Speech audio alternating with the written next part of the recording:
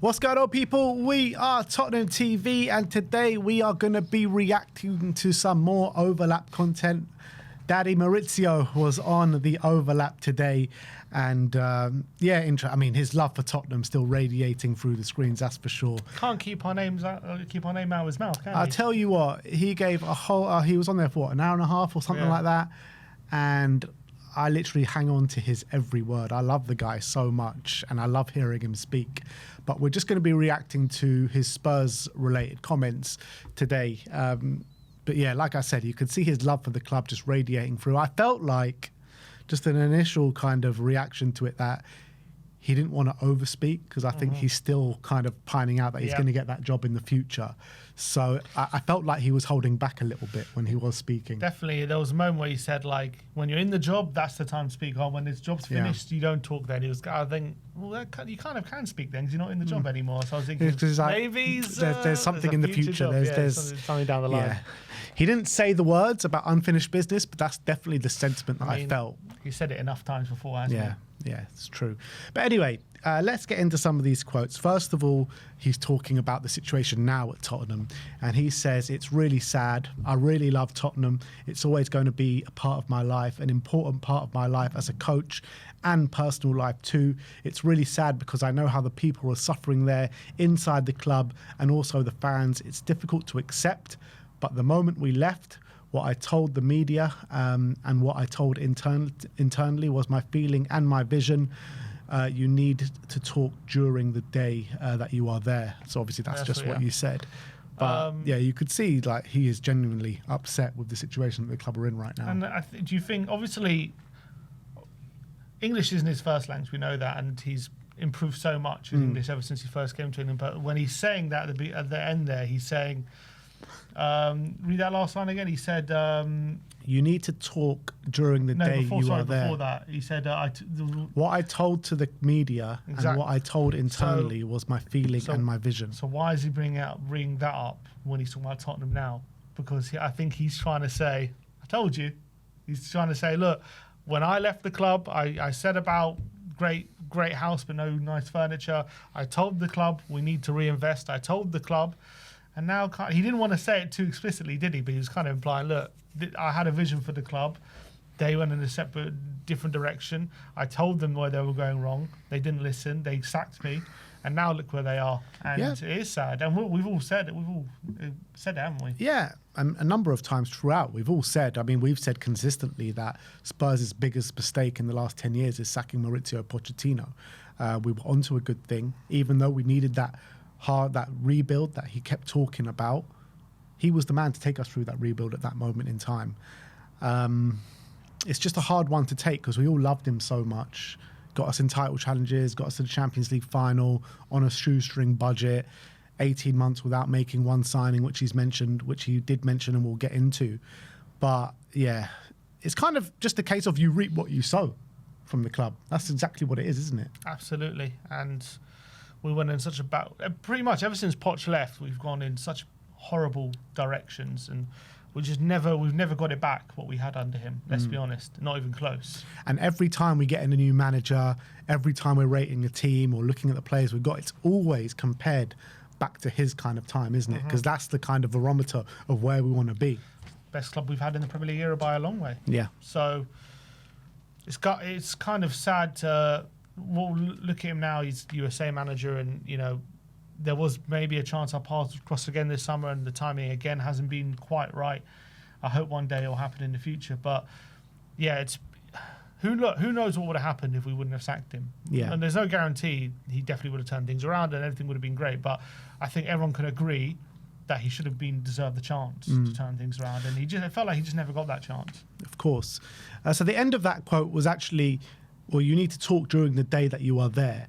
And when you left, when you are sad, when you decide to move again, I think it's not the time to talk. If you talk, things are for me not right. But I think when I was there, I tried to explain what was my vision.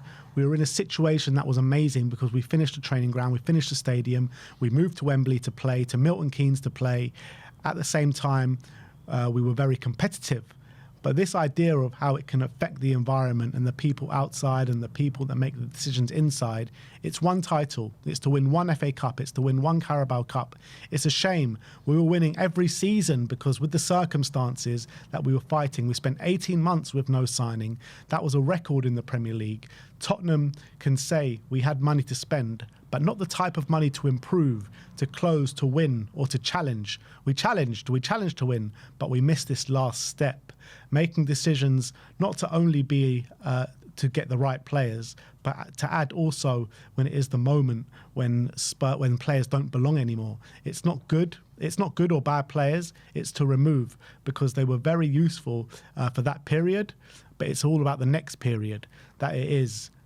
To not have the same line in terms of balance in these decisions. Sometimes it's money, sometimes it's decisions. It's not only about money. We were always talking. Sometimes players that are good don't belong in certain clubs, and that is a moment when you can add and add. If you don't remove, then it's impossible to improve that player or increase their level. That for me is the key of the whole project in the club, and I think that's kind of the painful rebuild he was talking about. Like maybe some players are still good, but you need to keep refreshing. You need to keep moving forward. I'll get to that quote in a minute, but what he was saying before, he was saying so he was saying that essentially he's saying there was a lot of pressure from outside the club that seeped within the club to you have to win a trophy, you have to win, you have to win, you have to win, and maybe that clouded a lot of the decision makers within the club 100%. As to what the priority 100%. was. And look, you have to say, do the fans have a bit to blame for that because of pressure from us, and not us specifically, but us as a fan base? You have to win something. You have to, the X amount of years without a trophy, another year without a trophy, another year without a trophy. Even though during that time, obviously we were overperforming. It's fair to say year on year under Pochettino. And when he says every year we were winning, he's kind of what he means by that is every year we were winning lots of games. We were getting Champions League football. We were overperforming what we should have been for many years, and that wasn't being recognised maybe as it should have been because we weren't winning trophies. And maybe opposition fans or whatever, there was a whole thing, another trophyless year for Tottenham, more banter, and then it kind of, after we lost that Champions League final, it kind of that was kind of a breaking point. It was like, okay, well, we need someone who's going to come and actually win a trophy. And there was a sentiment among some fans, wasn't it, that we need someone who's going to get us over the line. We need someone who's going to win us a trophy. And maybe that was obviously misplaced by a lot of fans as well, as much as it shouldn't have. But obviously, when you're a hierarchy, you shouldn't be affected by those things. But maybe they were. Yeah, I think. Look, I'm not going to. I don't think it's the fans' fault why Pochettino doesn't have his job anymore. I think that solely rests on the hierarchy and the decision makers of the club. But even to this day, there are still people and fans that say about Pochettino, he's a loser, he didn't get us over the line. And what I would say to that, I think that's complete nonsense because he juiced the most that he could out of the squad that we had. You look at all clubs that are winners, all clubs that have been doing it over the past 10, 15 years, however long it is, or probably since the history of the Premier League, it's not 11 players that win you things. It's a squad that wins you things. And we never had the squad to compete. We had a first 11 that was extremely competitive. But once you get an injury or two, we don't have the required quality to come into the team. So I think Pochettino was managing this team with one hand tied behind his back. If an attacker like Sonny would get injured, we'd call on Nkudu or Ng or someone like that. Vertonghen went out injured for a long spell of time. We called for Kevin Wimmer. You know what I mean? Like, we didn't have the players after the first 11 to come in to circumvent the quality, and that's the reality. I think I had a good. Who was it? Was a Tottenham fan I've heard who said his quote was, Poch overperformed with Spurs, but Spurs underperformed with Poch. Yeah, I think that's completely spot on. That's very spot on. Like the circumstances he was given, he did brilliant. But with the club having Poch at the helm and having some of the players we had like Kane and Son and Vertonghen and whatever, Walker, we should have won. Like the club should have been winning things with that team, with some of the players they had, but the circumstances actually Poch had with the lack of signings and also losing Walker, losing some big players at certain times, and not investing when we were in a strong position, and also the difficult circumstances he took over the club in. he overperformed massively with. I don't think any other manager could have. At that time, it would have been very hard for any other manager to replicate what he was doing. 3 Champions League, 4 Champions League seasons in a row. It was a massive shame we never won anything. But that was not down to Poch, as you say. It was down to the club why that happened. In terms of what he's saying there, you've got to find the right time to not just sign players but move on players. Mm-hmm. Who do we think he's talking about? Because he was very he emphasised very clearly, I'm not talking about especially players who are bad players or players who even aren't important to you, but there are some players who were important for a certain time, and then it's the right time to move on and the right time to either upgrade or, and we didn't do that, and we didn't move on players at the right times, and even players who were important to us, we didn't move them on. Who do we think he's talking about? I think one player may be Eric Dyer. I think that might be one player he's talking about because he was very important. I think it's a number of players. We had big offers from Man United for him, 50 million. We turned them down, and then as we saw, and later in Pochettino's time, he became less important, didn't he?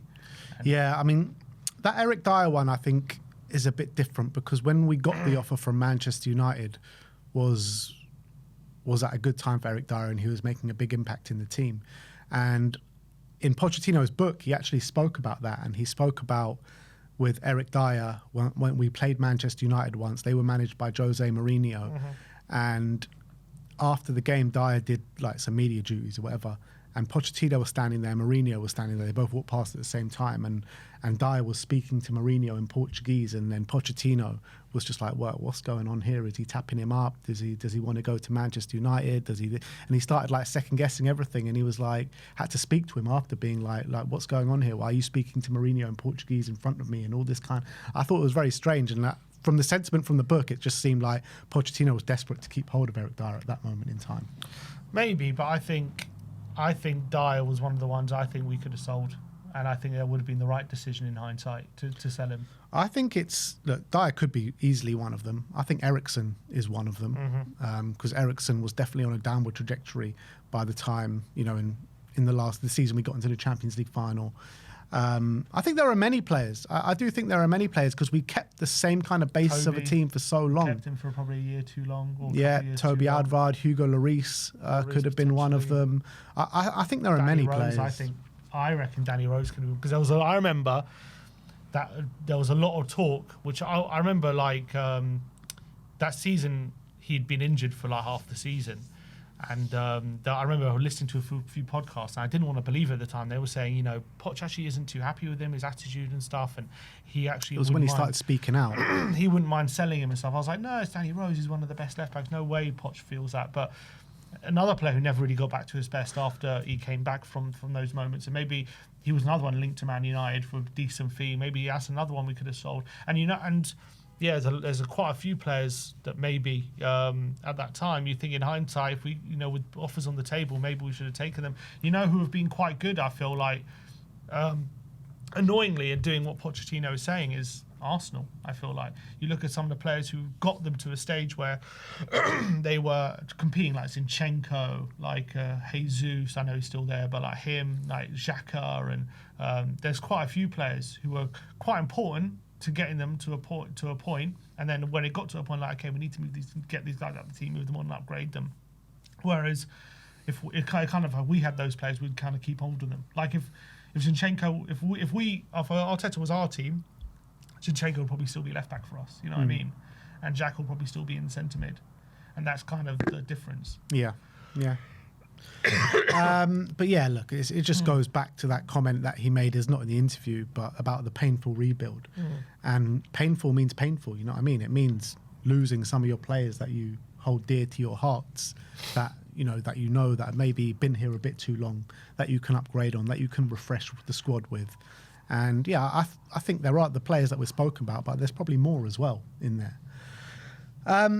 He also spoke about the comparisons with Liverpool, and he says, I can tell you, he's talking about signings, I can tell you we tried. I think it was in 2016 when we finished the season, we tried to sign 2 players after they moved to another club, and then they won the Premier League and beat us in the Champions League final. We tried to sign Sadio Mané and Georgie Wijnaldum, and for different reasons we couldn't achieve that, but sometimes you need the luck and this timing. I remember that we were interested in them, but they decided to move to Liverpool, and after they both beat us in the 2019 Champions League final. I saw Jurgen Klopp came to play his first game in England against us at the old White Hart Lane, it was actually at Wembley, and then they beat us in the final. No, Klopp's first game against was us. it not at Wembley? No, it was White Hart Lane. Was it not Lovren at Wembley? That wasn't the first game. Oh, was that not the first game? No. Ah, so my mistake then, not Pochettino's mistake. How could I doubt him? It was a completely new team, new squad, and then we had kept the same structure. It's so true. Like when you look back at that Liverpool tie, but it was different though, wasn't it? Because it was Klopp's literal first game, where Pochettino had been there for a number of years up until then. But still, it's still so long to actually have more or less the same structure, isn't it?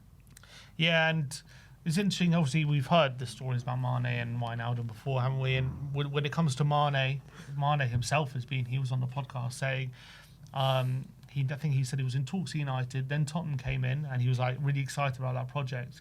And then he said the last hour Liverpool came. He said Tottenham didn't get the deal done, and then the last hour Liverpool came in and he was sold. But he kind of was insinuating if Tottenham acted quicker or put the money down, they could have got him. But because they waited a bit too long, Liverpool then started showing interest and he decided to go to Liverpool instead. What's interesting about the Mané one is that if we would have signed Mané that time, I wonder how that would have impacted Son, because Son was just had a poor season, being linked to leave. I wonder if Mané would have come at that time, whether Son actually would have left and gone to Germany or whether we would have stayed. But in theory, their best positions is probably Son and Mané both off the left. But actually, when Mané first went to Liverpool, he was playing off the right hand side. He was much more of a right winger and then developed into a left winger when Salah came in. So if he would have come to Spurs, it would have been as a right winger, and we would have potentially had a front three of Son, Kane, and Mané. Yeah. I mean, how amazing would that have been at the start?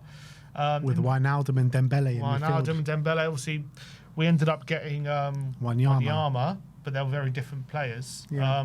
Wijnaldum's just one of those players who can just fill in many places, isn't he? Attacking mid at number 8, whatever. He would have been a great utility signing. I think instead, I reckon it wasn't really. I mean, Sissoko was probably more the Wijnaldum replacement, maybe, although people see him as a replacement for Mané.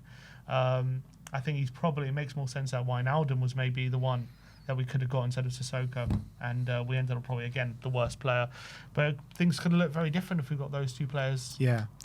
It's interesting, though, because you mentioned about Spurs not getting the deal done in time for Mané and allowing Liverpool to swoop in there. Whereas Ange, on the overlap, was very much being like, blaming the club about the signings, like I wanted these players and I got those players, blah blah blah.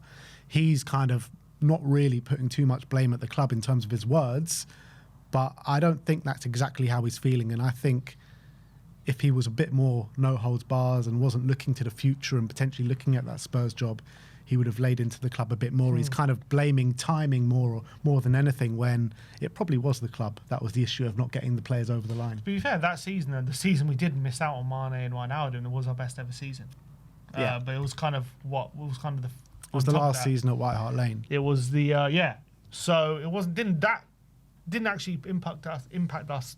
That, I mean, maybe we could have won the league if we had them, I guess is what the point is. But in terms of us improving, we did improve without those players coming in. But in terms of future, after that season, when we went to Wembley and stuff, then we really felt it, I felt. He did make a bit of a dig at Chelsea in the interview as well. He didn't make a dig saying it came from him. He was like, well, I saw in the papers, the team that finished above us got done for cheating. Yeah. Only read it. I'm not saying it myself. I just read it, that the club got done for cheating and maybe Spurs should have won the league that year. I mean, what was it? What was their thing? They got fined, didn't they, for something? But was there any talk of any retrospective? No, I don't think so. No, there's no. They got a slap on the wrist fine. Yeah. They got nothing. But it was for that season. Yeah. That was one of the seasons that they got punished for, Chelsea. Of course. And obviously that's the season we came second. Yeah, that was the season we really should have won the league, isn't it? I mean, everyone goes back to the Leicester season, but I always say to that, it's like we were never good enough that year to win the league. Mm-hmm. It was always the season after we were so much better. Yeah. Like to go a whole season unbeaten at home, was it 2 draws and the rest wins? We were just unstoppable at times that season. Yeah, but but I guess this point, going back to the comparison to Liverpool, is come that Champions League final, even though it was a game between, obviously it was a miracle that we got there, but that was really that showed the difference between the two projects, didn't it? Yeah. Not the fact they won, because it was a very close game, but just where both teams were at. We were at the end of the cycle, and it turned out that was the peak, not the peak, but they were just really getting into gear into their cycle, and they kept refreshing it. And look at them now; they're I mean, right now they don't have the best season, but they're champions. They're champions. How many years ago was the Champions League final? 7. How many trophies they won in that time now, and how many other Champions League finals they've been to in that time as well. So it goes to show that they've been able to, even now Klopp's gone, they've still been able to keep a decent level and a good level. They won the league after Klopp went, and that shows the reinvestment from the top. And it goes to show how much influence Poch and how central he was, because it all fell apart after he left, and it was goes to show how the hierarchy didn't have too much of a say in it, and they weren't really a massive part of it because they weren't able to keep any sort of pace after Pochettino left. Whereas with Klopp, they had success, they were able to rebuild, and he was actually able to reinvent another team that actually went on to win a title after he left, and they're still able to compete even without their central figure. It goes to show what a difference hierarchies make. 100%. People always go back to that Champions League final being like Spurs, incredible. They got to a Champions League final. But I mean, we were on a downward spiral in that season when we got to the Champions League final, and people actually underestimate how poor that team that got to a Champions League final actually was. In terms of in that run. We got to a Champions League final with Winks and Sissoko in midfield. I mean, to be fair, we did finish 4th that year. It's true, we finished 4th, but that's on the back of as well finishing 2nd and 3rd. Yeah. So it's on a downward spiral.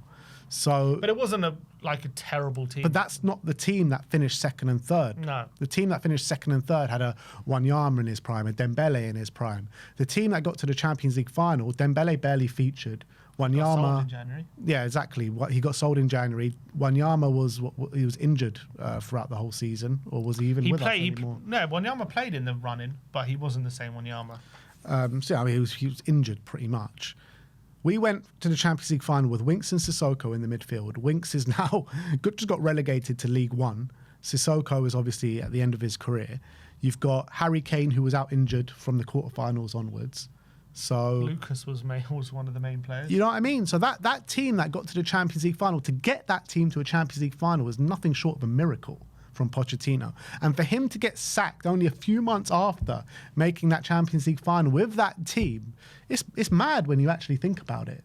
Considering he got to a Champions League final while also getting us top 4. Yeah. I know we had a massive, the league form dipped massively in the second half of the season, but we still got top 4, which is not to be sniffed at. And he did that while getting to a Champions League final. And yet, we didn't reinvest massively. I think that summer was a absolute disaster. And things spiraled from there, yet Pochettino got all the blame. Yeah, and don't you have moments in games when Danny Rose is going to win midfield and stuff like that? It's just it was all such a mess on the pitch in terms of the personnel. And somehow he mustered up this magic to get us to the final. Like Llorente, a 35-year-old Llorente. No slight on Llorente, but the guy was at the end of his career. Well, this wasn't the prime Llorente that we had. He was we had to cobble him with Mora, who was a player who wasn't the best at the time. He did the unbelievable in that run. We had Sonny stepping up. Obviously, he was a great player. As you say, Winks and Toko, Aurier or Trippier at right back, who by the way Trippier was going through an injury that year. Nearly finished Danny Rose. That was probably his last season that he actually played. Aging Vertonghen and Alderweireld at the back as well with Davinson Sanchez. Yeah. It's crazy. So, I mean, people always look back at Spurs making the Champions League final and saying that was prime Tottenham and prime Pochettino, but it wasn't. No. It wasn't at all. It was actually not a great Tottenham. The 2 years before that was prime Pochettino and prime Tottenham. And anyway, last but not least, he says, it's a time to arrive in the moment. Coaches are very good coaches. All are well prepared. It's timing. It's about the project. The timing is so important, and the circumstances. Yes, it was frustrating, but we are all trying to find the right players exactly. You can't get everyone you want. That is not to blame the club. It's only that we were there to try and improve the squad in this moment. but for different reasons, we couldn't achieve that to bring in the players that we wanted. Maybe there are 1,000 different players who could have improved us during that period and to make us better and achieve this and make this step that we missed. But I think it's not a problem. It's part of the business. I mean, I would disagree with him on there. I think that is a major part of the problem, why we couldn't bring in those players. And again, I think he's just sugarcoating it a little bit just because he's might have that job in sight in the future. Yeah, I mean, he's also, but to be fair, he's also just basically saying, look, each club has their own problems. Each club is different. And this was the issue at Tottenham. The issue at Tottenham is we're building a stadium, we're doing all these different things, and the money wasn't there to pump massive money into the playing staff, into the level that we needed to actually improve the players that we had. So I understand the argument he's making. Obviously, I would argue that there was enough money that we could have improved the team. And I think someone like Mané is a perfect example. We paid 5 million less for Sissoko than we would have done for Mané. So there was money there to improve on a player, which we didn't get over the line. So if we were smart enough, we could have done it. But obviously to spend the big money that maybe people were doing at that time to really push the boat out, maybe that was a lot more difficult to do for Tottenham at that time because of the financial restraints we imposed on ourselves, because of the, all the different things we were doing. So I think he's just trying to say it's not Tottenham's fault, it's just the circumstance they were in. That's what he's trying to say. But as fans, I think we can definitely have a lot of grievances with the how we ran things at that time. The reality is, when we were building the stadium, or just before we started building the stadium, Daniel Levy came out and categorically said that the stadium build is not going to impact our transfer business. And I think we all thought it was a bit fanciful at the time. We looked back at Arsenal and when they were rebuilding their stadium and the amount of money they were spending, and we'd be like, how's he going to swing this one then? And obviously it came to pass that, he was just lying through his teeth, and it did impact it because we didn't spend for 18 months. We didn't sign a player for 18 months. And that's the thing that really hampered us, isn't it? But why say it and then not sign anyone for 18 months? Why not just be a bit more realistic with the fans? And then it might have been a bit more palatable. Because they just wanted all the Tottenham fans to be super excited about the stadium and have nothing against it. So but it just makes people more angry when you don't actually get people over the line or makes. How can you broke a Premier League record, no signings for 18 months? It's crazy. Anyway, it's been nice taking a trip back to 2016, 2017, when we were proud of our football club. But now it's about time to get back to reality and time to get back I forgot modern day Spurs. to modern day Spurs and the relegation battle. I forgot. But yeah, I mean, like I said before, I love hearing Pochettino speak. He said so much more on various different other topics, and he speaks so well. So go and watch him on the Overlap. Really great viewing once again. Watch out for 18 months' time once De Zerbi's blown up. Look, I genuinely believe, I've said it so many times, he will be here at some point. Just don't know when that point's going to be. So he said he thinks he can win the World Cup with the USA. He said, why not? Why not? We all know Poch is a bit of a dreamer, and we need a dreamer. But we got De Zerbi right now, and he's also a bit of a dreamer. So let's hope we can beat this thing, and then we can kick on from there. But let us know your thoughts on Pochettino's comments on the Overlap. Like, subscribe, and comment. And as always, come on, you Spurs.